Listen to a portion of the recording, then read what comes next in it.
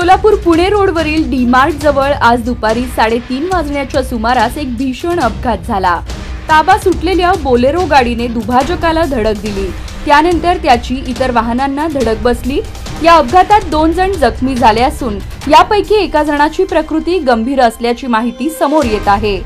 मिळालेल्या प्राथमिक माहितीनुसार बोलेरो वाहन चालकाचा वाहनावरील ताबा सुटल्याने बोलेरो MH13 AH 2023 थेट दुभाजकाला जोरदार धडकली।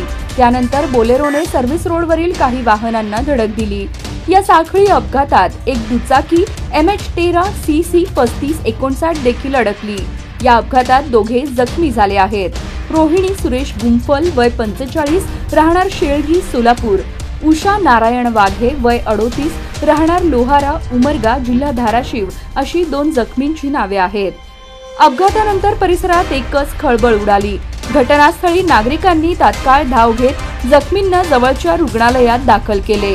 पोलीस घटनास्थळी दाखल झाले असून त्यांनी अपघाताची पाहणी केली आणि पुढील तपास सुरू केला आहे।